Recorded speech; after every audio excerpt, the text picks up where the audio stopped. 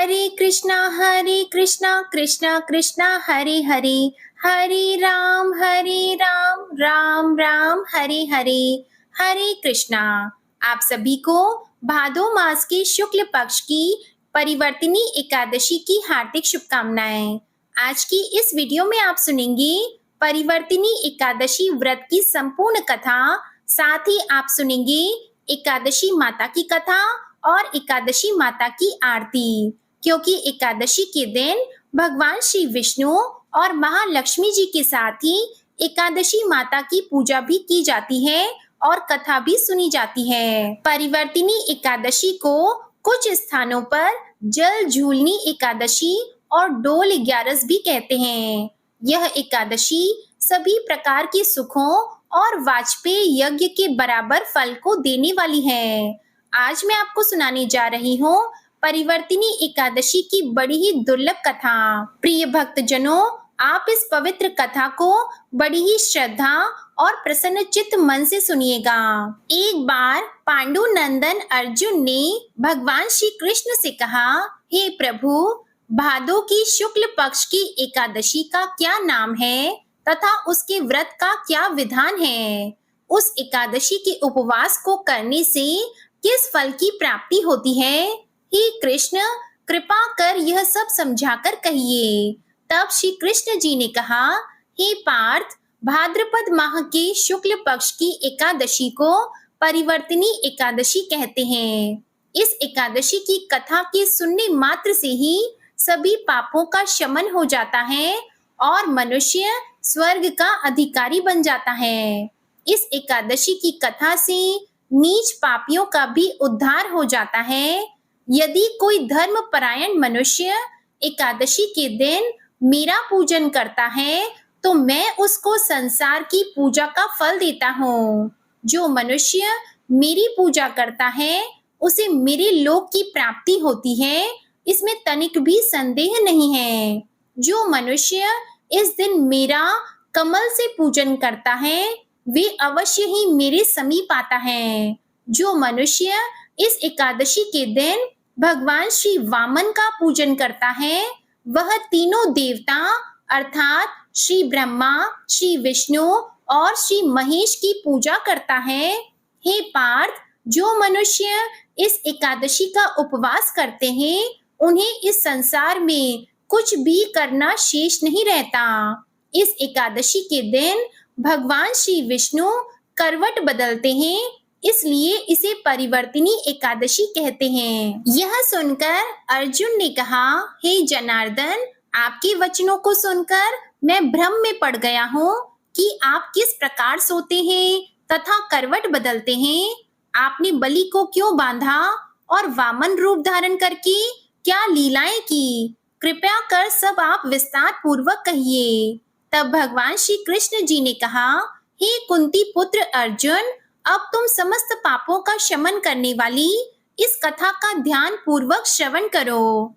त्रेता युग में बलि नाम का एक असुर था। वह अत्यंत भक्त, दानी, सत्यवादी तथा ब्राह्मणों की सेवा करने वाला था।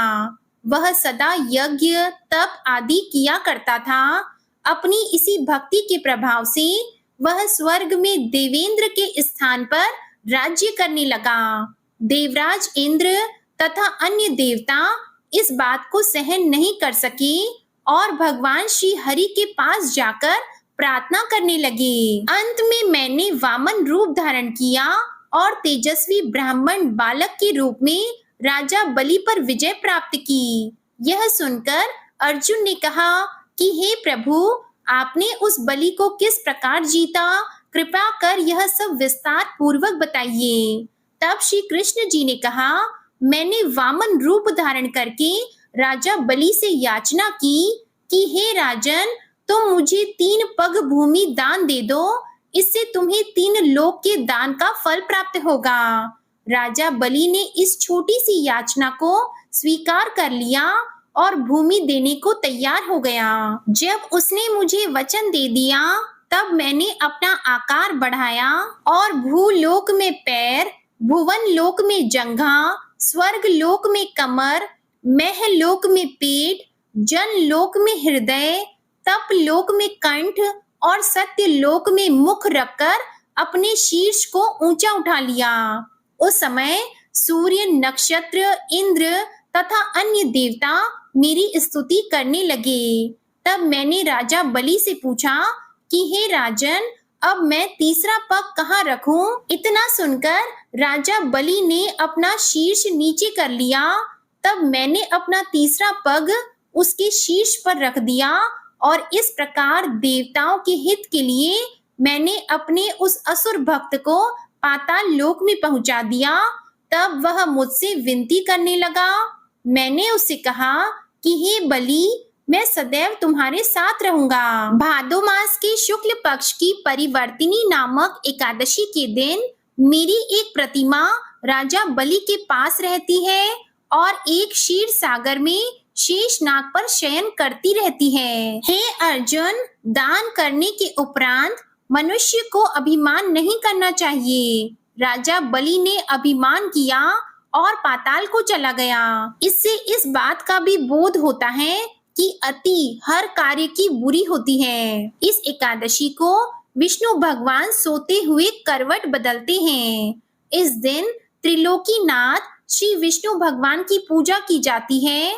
इसमें चावल और दही सहित चांदी का दान दिया जाता है और इस दिन रात्रि को जागरण करना चाहिए। इस प्रकार उपवास करने से मनुष्य सभी पापों से मुक्त होकर स्वर्ग लोक को जाता है। जो मनुष्य पापों को नष्ट करने वाली इस एकादशी व्रत की कथा सुनते हैं, उन्हें अश्वमेध यज्ञ के फल की प्राप्ति होती है। अन्य कथा के अनुसार सूर्य वंश में मानधाता नामक चक्रवर्ती राजा हुए। उनके राज्य में सुख संपदा की कोई कमी नहीं थी। प्रजा सुख से जीवन व्यतीत कर रही थी, परंतु एक समय उनके राज्य में 3 वर्षों तक वर्षा नहीं हुई।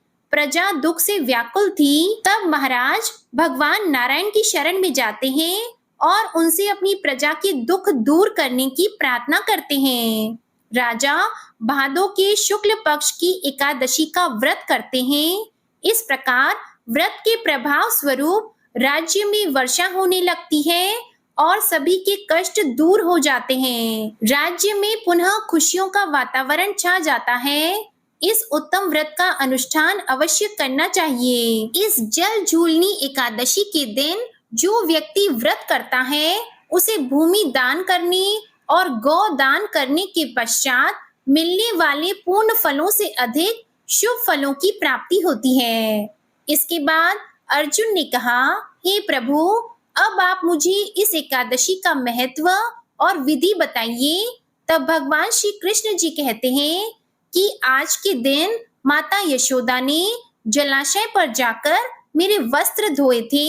इसी कारण इसे जल झूलनी एकादशी कहते हैं और कई स्थानों पर इस दिन भगवान को पालकी यानी डोली में ले जाया जाता है, इसलिए इसे डोल ग्यारस भी कहते हैं। हे अर्जुन, अब इस एकादशी की व्रत विधि बड़े ही ध्यान पूर्वक सुनो। इस एकादशी व्रत का नियम पालन दशमी तिथि की रात से ही शुरू कर देना चाहिए और ब्रह्मचर्य का पालन करना चाहिए। एकादशी के दिन सुबह स्नान आदि करने के बाद साफ कपड़े पहनकर भगवान वामन की प्रतिमा के सामने बैठकर व्रत का संकल्प लें। इस दिन यथासंभव उपवास करें। उपवास में अन्न ग्रहण नहीं करें। संभव ना हो तो एक समय फलाहार कर सकते हैं। इसके बाद भगवान वामन की पूजा विधि विधान से करें। भगवान वामन को पंचामृत से स्नान कराएं। स्नान के बाद उनके चरणामृत को व्रती अपने और अपने परिवार के सभी सदस्यों के अंगों पर छिड़के और उस चरणामृत को पिएं। इसके बाद भगवान को गंध, पुष्प, धूप, दीप, नैवेद्य आदि पूजन सामग्री अर्पित करें। इस दिन पूरे समय भगवान विष्णु का जाप करते रहना चाहिए और साथ ही साथ भगवान शिव और माता पार्वती का ध्यान करने से भी भगवान श्री लक्ष्मी नारायण जी की कृपा प्राप्त होती है। व्रत के अगले दिन वेद पाठ करने वाले ब्राह्मणों को भोजन कराकर दान दक्षिणा दें। ऐसा करने से घर में सुख, शांति, ऐश्वर्य में वृद्धि होती है और निश्चित रूप से संतान सुख की भी प्राप्ति होती है। इस दिन सूर्य देवता को अर्घ अवश्य दें, केले के पेड़ की पूजा करें और गाय को चने की दाल और गुड़ अवश्य खिलाएं। रात्रि जागरण करने से जन्म जन्मों के पाप कट जाते हैं। घर आए हुए किसी भी व्यक्ति का आपको अपमान नहीं करना चाहिए। ओम नमो भगवते वासुदेवाय महामंत्र का जितना अधिक हो सके जाप करना चाहिए। भगवान को तुलसी मिश्रित जल अवश्य से पिलाना चाहिए। विष्णु सहस्त्र नाम का जाप एवं भगवान वामन की कथा सुने। रात को भगवान वामन की मूर्ति के समीप ही सोएं और दूसरे दिन यानी द्वादशी के दिन वेद पाठी ब्राह्मणों को भोजन कराकर दान देकर आशीर्वाद प्राप्त करें। जो मनुष्य यत्न के साथ विधि पूर्वक इस व्रत को करते हुए रात्रि जागरण करते हैं, उनके समस्त पाप नष्ट होकर अंत में वे स्वर्ग लोक को प्राप्त होते हैं। इस एकादशी की कथा के श्रवण मात्र से वाजपेयी यज्ञ का फल प्राप्त होता है। प्रेम से बोलिए भगवान श्री लक्ष्मी नारायण जी की जय। भगवान शिव शंकर और माता पार्वती की जय। अब सुनिए एकादशी माता की कथा। एक बार एक राज्य में एक राजा रहा करता था। राजा बहुत ही बुद्धिमान और बलशाली था। राजा सदा ही अपनी प्रजा का बहुत अच्छे से ध्यान रखता था। प्रजा भी राजा को बहुत पसंद करती थी। राजा की 2 बेटियां थी। राजा अपनी दोनों बेटियों से बहुत प्रेम करता था। राजा की छोटी बेटी देखने में बहुत सुंदर और आकर्षित थी और राजा की बड़ी बेटी छोटी बेटी के मुकाबले थोड़ी कम सुंदर थी। राजा की छोटी बेटी माता की पूजा किया करती थी और सभी लोग राजा की छोटी बेटी से बहुत प्रेम करते थे और बहुत प्रशंसा किया करते थे। राजा भी अपनी छोटी बेटी को बड़ी बेटी से अधिक प्रेम करता था, जिसके कारण राजा की बड़ी बेटी को अपनी छोटी बहन से बहुत नफरत होने लगी थी। राजा की दोनों बेटियां जब बड़ी हो गई तब एक पड़ोस के राज्य में रहने वाले राजकुमार राजा की बड़ी बेटी के लिए रिश्ता लेकर आया। लेकिन जैसे ही उस राजकुमार की नजरें राजा की छोटी बेटी पर पड़ी तो वह राजकुमार राजा की छोटी बेटी पर आकर्षित हो गया और छोटी बेटी से पहली नजर में प्रेम करने लगा। उस राजकुमार ने राजा की बड़ी बेटी के साथ विवाह करने से मना कर दिया और उसने राजा से कहा कि मैं आपकी छोटी बेटी से विवाह करना चाहता हूँ। ये सब देखकर राजा की बड़ी बेटी अपनी छोटी बहन से बहुत क्रोधित हो गई और राजा की बड़ी बेटी ने अपनी छोटी बहन को अपना सबसे बड़ा दुश्मन मान लिया। राजा की बड़ी बेटी ने अपनी छोटी बहन से बदला लेने का निर्णय किया। राजा की बड़ी बेटी ने अपनी छोटी बहन को जान से मारने का उपाय सोचा। राजा की बड़ी बेटी ने अपनी छोटी बहन को मारने के लिए सबसे पहले एक लड्डू में जहर मिलाकर अपनी छोटी बहन को दे दिया और उसको लड्डू खाने के लिए कहा। लेकिन लड्डू खाने के बाद भी छोटी बहन को कुछ भी नहीं हुआ। बड़ी बहन ये देखकर बहुत आश्चर्यचकित हो गई, लेकिन बड़ी बहन ने हार नहीं मानी। जब उसकी छोटी बहन रात में कमरे में सो रही थी तब उसने एक मटके में सांप रखकर उसके कमरे में छोड़ दिया, लेकिन सांप भी छोटी बहन का कुछ नहीं कर पाया।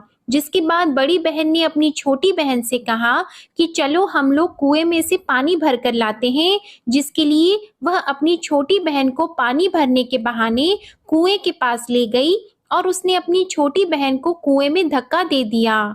लेकिन छोटी बहन को तब भी कुछ नहीं हुआ, क्योंकि हर बार ग्यारस माता उसकी रक्षा कर रही थी और उधर बड़ी बहन अपने सारे प्रयास के बाद भी असफल हो रही थी, जिससे वह बहुत क्रोधित हो गई और फिर उसने अपनी छोटी बहन के पास जाकर उससे प्रश्न किया कि मेरी छोटी बहन, क्या तुमको पता है कि भगवान ने सबको मृत्यु एक निश्चित समय पर लिखी हुई है और कैसे तुम्हारी या मेरी मृत्यु होगी, क्या ये तुम जानती हो? तब छोटी बहन ने अपनी बड़ी बहन को बताया कि हाँ दीदी, मैं तो जानती हूँ मेरी मृत्यु कैसे होगी। छोटी बहन से ये सब बातें सुनकर बड़ी बहन मन ही मन बहुत प्रसन्न होने लगी और उसने अपनी छोटी बहन से कहा कि तो मुझे अपनी मृत्यु का राज बताओ। तब छोटी बहन ने अपनी बड़ी बहन से कहा कि मेरी मृत्यु तो एक तोते में है। जो तोते के गले में एक हार है, उससे मेरी मृत्यु होगी। जब तक कोई भी व्यक्ति तोते को मारकर उस हार को अपने गले में पहनेगा, तो मैं मूर्छित हो जाऊंगी, और जैसे ही उस हार को अपने गले से उतारेगा, तो मैं वापस से जीवित हो जाऊंगी। अपनी छोटी बहन की मृत्यु का राज जानकर बड़ी बहन बहुत खुश हुई, और उसने अपनी छोटी बहन को मारने के लिए उसके पालतू तोते को ढूंढना शुरू कर दिया। और छोटी बहन को इस बात का आभास हो गया था कि कोई उसकी जान लेना चाहता है, जिसके लिए वह अपने पिताजी के पास गई और उसने अपने पिताजी से कहा कि पिताजी, मेरी मृत्यु के बाद आप मुझे मत जलाइएगा, बल्कि आप मुझे अपनी पुरानी वाली हवेली में एक पलंग में लिटाकर छोड़ दीजिएगा। अपनी छोटी लड़की की ये बातें सुनकर राजा बहुत आश्चर्यचकित हो गया। राजा ने अपनी छोटी बेटी से पूछा कि बेटी, तुम ये क्या कह रही हो? तब राजा की छोटी बेटी ने बताया कि पिताजी, समय किसी के लिए नहीं रुकता है। क्या कब किसको हो जाए, इसका किसी को कुछ नहीं पता। फिर राजा ने अपनी छोटी बेटी से कहा कि तुम ऐसी बातें क्यों करती हो? 2-3 दिन के बाद तो तुम्हारा विवाह है। लेकिन छोटी बेटी ने अपने पिताजी को ऐसा करने पर मजबूर कर दिया और उनसे वचन ले लिया। राजा ने भी अपनी छोटी बेटी की बात स्वीकार कर ली, और 2-3 दिनों के बाद जब शादी का समय आया, तब राजकुमार बारात लेकर राजा के घर आया, और राजकुमार और राजा की छोटी बेटी का विवाह शुरू हो गया। जैसे ही राजा की छोटी बेटी राजकुमार के साथ फेरे लेना शुरू हुई, तो उसकी बड़ी बहन अपनी छोटी बहन के कमरे में जाकर उसके तोते को पकड़ लेती है और उसको जान से मार देती है। तोते के गले में जो हार था, उसको अपने गले में धारण कर लेती है, और जैसे ही बड़ी बहन उस हार को अपने गले में धारण करती है, तो उधर छोटी बहन 3.5 ही फेरे ले पाती है और वहीं पर बेहोश होकर गिर जाती है। जिसके बाद राजा ने बड़े बड़े दर्द हकीमों को बुलाया और अपनी छोटी बेटी का इलाज करने के लिए कहा। राजा की बात सुनकर जब वैद्य ने छोटी बेटी को देखा, तो राजा को बताया कि आपकी छोटी बेटी ना तो जीवित है और ना मरी हुई है। ऐसा मैं पहली बार देख रहा हूँ। राजा ने वैद्य और हकीम को ये बात बाहर बताने से मना कर दिया और उनको कहा कि अगर तुमने ये बात किसी को बाहर बताई, तो हम तुमको फांसी दे देंगे। राजा ने अपनी छोटी बेटी को पुराने महल में जाकर एक पलंग में लेटा दिया और वहां पर कुछ सैनिकों को तैनात कर दिया। इसके बाद राजा वापस अपने महल पर आ गया। राजा की बड़ी बेटी अपने पिताजी के पास आई और कहने लगी कि पिताजी, अगर ये शादी संपन्न नहीं हुई तो आपकी इज्जत का क्या होगा? आप कहें तो मैं आपकी इज्जत बचाने के लिए राजकुमार से शादी करने के लिए तैयार हूँ। जिसके बाद राजा ने अपनी बड़ी बेटी की बात मान ली और राजा ने बड़ी बेटी को छोटी बेटी के कपड़े पहनाकर मंडप में भेज दिया। लेकिन राजकुमार ये जान गया कि ये राजा की छोटी बेटी नहीं है, बल्कि ये राजा की बड़ी बेटी है। लेकिन जब राजकुमार ने शादी करने से मना किया, तो सभी लोगों ने राजकुमार को बेबस करके राजा की बड़ी बेटी से बचे हुए फेरों को संपन्न करा दिया और विवाह संपन्न हुआ। जिसके बाद राजकुमार राजा की बड़ी बेटी को अपने महल में ले गया। विवाह होने के बाद राजकुमार उससे ना तो बात करता था, ना उसे पसंद करता था और ना ही उसके आसपास भटकता था। और राजकुमार ने ये फैसला लिया था कि वह अपनी प्रेमिका को ढूंढ कर रहेगा और ये जानकर रहेगा कि उसके साथ क्या हुआ है। एक दिन राजकुमार अपने घोड़े पर सवार होकर राजा के पुराने महल के पास पहुंचा, जहां पर उसने कुछ सैनिकों को देखा। महल के पास पहुंचकर राजकुमार ने जब महल को ध्यान से देखा, तो वह समझ गया कि ये तो हमारे ससुर जी का महल है। तब राजकुमार ने सैनिकों से पूछा कि तुम लोग यहाँ क्या कर रहे हो और इस महल के अंदर उस पलंग में कौन लेटा है? जिसके बाद सैनिकों ने बताया कि यहाँ पर राजा की छोटी बेटी लेटी है। ये सुनकर राजकुमार बहुत प्रसन्न हो गया और वह तुरंत अपनी प्रेमिका के पास पहुंच गया और उसकी सेवा करने लगा। जैसे ही रात हुई तो राजा की छोटी बेटी उठकर खड़ी हो गई। राजकुमार ये देखकर बहुत खुश हो गया और उसने अपनी प्रेमिका से पूछा कि तुम यहाँ क्या कर रही हो? तुम मेरे साथ मेरे घर चलो। राजा की छोटी बेटी ने राजकुमार को सारी बातें बता दी कि मेरी जान एक तोते में बसती थी और मैंने ये बात सिर्फ अपनी बड़ी बहन को बताई थी और मुझे पता है कि उसने ही मुझे मारने का प्रयास किया है। उसके पास एक हार है जिसको वह सुबह पहन लेती है और रात को उतार देती है। जब तक वो हार को पहन कर रखती है तब तक मैं मूर्छित रहती हूँ और जैसे ही वो हार को उतार देती है तो मैं जीवित हो जाती हूँ और जब तक मेरी बड़ी बहन के पास वो हार रहेगा तब तक मैं ऐसे ही जीवित और मूर्छित होती रहूंगी। अगर मेरी बड़ी बहन के पास जो हार है वो मेरे हाथ लग जाए तो मैं हमेशा के लिए जीवित हो जाऊंगी। राजकुमार ये सब बातें सुनकर राजा की छोटी बेटी के पास रहने का निर्णय ले लेता है और उसने अपने बचे हुए सारे फेरे उस पलंग में लेटी हुई राजकुमार की छोटी बेटी के साथ ले लिए और अपना विवाह पूर्ण कर लिया और वहीं पर वो रहने लगा। देखते ही देखते कुछ समय में राजा की छोटी बेटी और राजकुमार की पत्नी गर्भवती हो गई। एक दिन राजकुमार को किसी काम से बाहर जाना पड़ा। तब छोटी बहन के पेट में बहुत तेज से दर्द होने लगा, जिसके बाद उसने माता का आह्वान किया। जिसके बाद वहां माता प्रकट हुई और उन्होंने अपने भक्तों के दर्द को दूर किया और एक पुत्र की प्राप्ति करवाई। और वहीं पर अचानक से राजकुमार भी आ गया। राजकुमार ने ग्यारस माता को देखा तो वह आश्चर्यचकित हो गया और उसने तुरंत ग्यारस माता को प्रणाम किया और ग्यारस माता ने राजकुमार से कहा, जब तुम्हारा पुत्र 5 वर्ष का हो जाए तो तुम आकर अपनी पत्नी का हार इसके गले में डाल देना। और देखते ही देखते राजकुमार और राजा की छोटी बेटी का पुत्र 5 वर्ष का हो जाता है। तो राजकुमार अपने बेटे से कहता है कि बेटा, मैं कुछ काम से बाहर जा रहा हूँ, तुम अपनी माता का ध्यान रखना, और वहां से चला जाता है।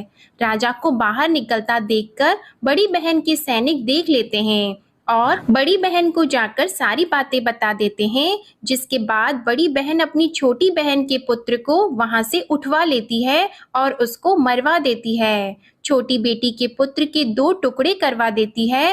पहला टुकड़ा चक्के के पास छुपा देती है और दूसरा टुकड़ा अपने पलंग के नीचे रख लेती है। अब ग्यारस माता भिखारी का रूप लेकर आती है और एक भिखारी का रूप रखकर बड़ी बहन के पास चली जाती है। जिसके बाद वहां पर भिक्षा मांगने लगती है। तो बड़ी बहन अपने नौकरों से कहती है कि जाकर भिक्षा दे दो। लेकिन जैसे ही नौकर ग्यारस माता को भिक्षा देने के लिए आते हैं तो माता उन्हें मना कर देती है और कहती है कि मैं तुम्हारी महारानी से ही भिक्षा लूंगी। जिसके बाद बड़ी बहन स्वयं ही भिक्षा देने के लिए माता के पास आती है। तब माता एक बिल्ली का रूप लेकर उसके कमरे में चली जाती है और वहां पर छोटी बेटी के पुत्र के 2 टुकड़े को आपस में जोड़ देती है और उसे जीवित कर देती है। फिर उसे वहां से ले जाती है। राजकुमार अपने बेटे को लेकर अपनी पत्नी के पास जाता है और उसे कहता है कि तुम इसका ध्यान रखना। अगर तुम इस बच्चे का अच्छे से ध्यान रखोगी तो मैं तुमसे बात करूंगा। एक दिन राजकुमार अपने बच्चे से कहता है कि तुम मम्मी से उनके गले का हार मांग लो। तो अपने पिता की बात मानकर राजकुमार का लड़का अपनी मम्मी के पास जाता है और कहता है कि मम्मी, मुझे तुम्हारा हार चाहिए। यह सुनकर पहले तो बड़ी बहन बहुत क्रोधित होती है, पर उसको यह याद आता है कि राजकुमार ने कहा था कि अगर मैं इस बच्चे का ध्यान अच्छे से रखूंगी तो वह मुझसे बात करेंगे। जिसके कारण वह हार उस बच्चे को दे देती है और वह तुरंत हार को ले जाकर अपने पिताजी को दे देता है। और तभी राजकुमार अपने बेटे को लेकर वहां से जाने लगता है और अपनी पत्नी से कहता है कि तुम हमारे लिए खाना बनाकर रखना, मैं शाम को आकर तुम्हारे साथ खाना खाऊंगा। और वह अपने बेटे को लेकर वहां से चला जाता है।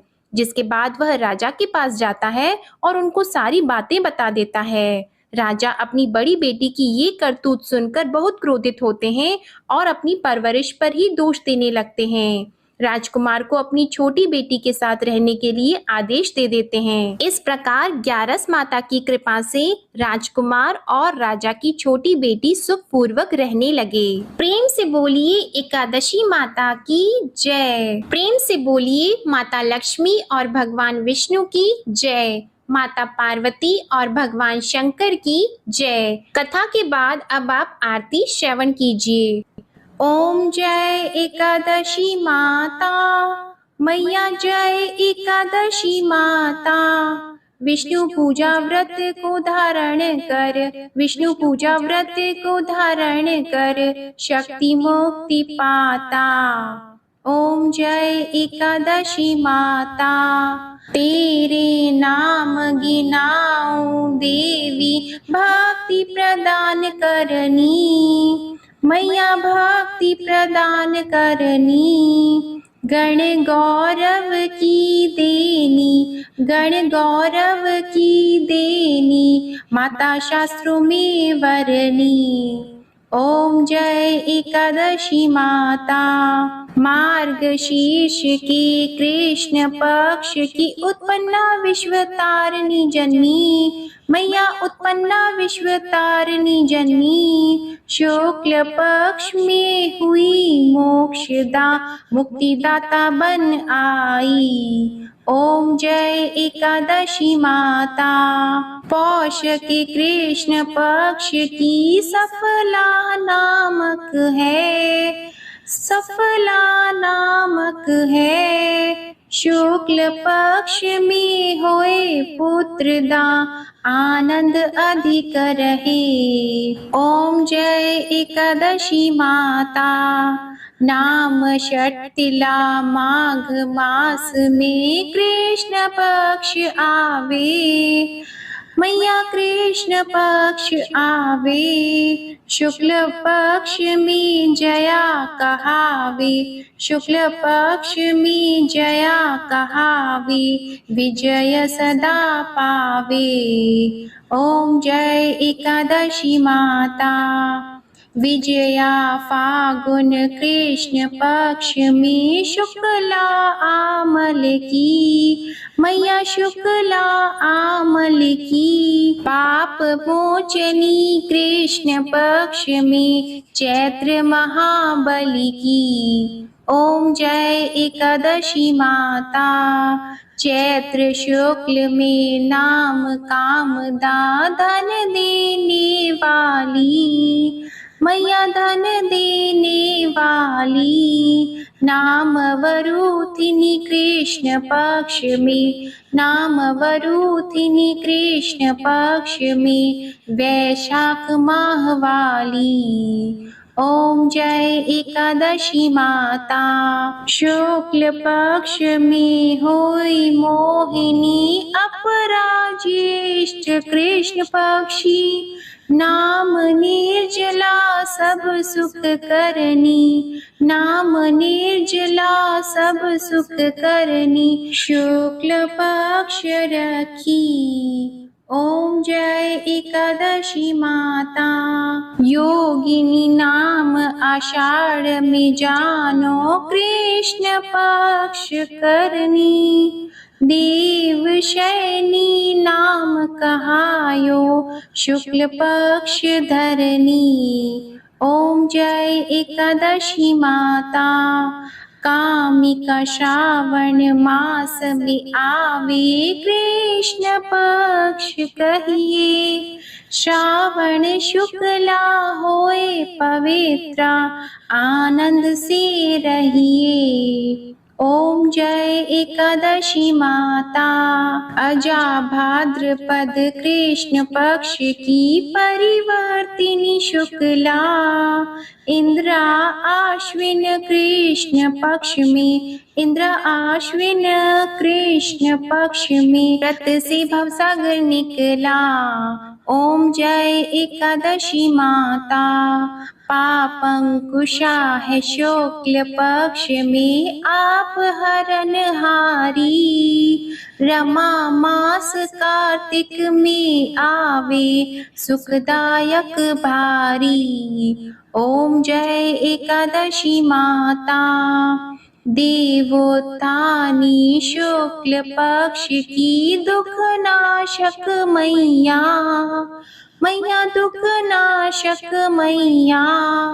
पावन मास में करूं विनती, पावन मास में करूं विनती, पार करो नैया। ओम जय एकादशी माता। परमा कृष्ण पक्ष में होती जन मंगल करनी, मैया जन मंगल करनी। शुक्ल मास में होए पद्मिनी, शुक्ल मास में होए पद्मिनी, दुख दारिद्र हरनी। ओम जय एकादशी माता। जो कोई आरती एकादशी की भक्ति सहित गावे, मैया भक्ति सहित गावे। जन गुरदिता स्वर्ग का वासा, जन गुरदिता स्वर्ग का वासा, निश्चय वह पावे। ओम जय एकादशी माता, ओम जय एकादशी माता, ओम जय एकादशी माता। प्रेम से बोलिए एकादशी माता की जय। प्रेम से बोलिए लक्ष्मी नारायण भगवान जी की जय। आशा करती हूँ आप सभी का परिवर्तिनी एकादशी का व्रत सफल हो और भगवान श्री विष्णु जी और माता लक्ष्मी जी की कृपा आप और आपके पूरे परिवार पर सदा बनी रहे। आज की कथा पसंद आई हो तो वीडियो को लाइक कीजिएगा, शेयर कीजिएगा, कमेंट में श्री लक्ष्मी नारायण जी की जय लिखिएगा और चैनल को भी सब्सक्राइब कीजिएगा। जय जय श्री राधे कृष्णा।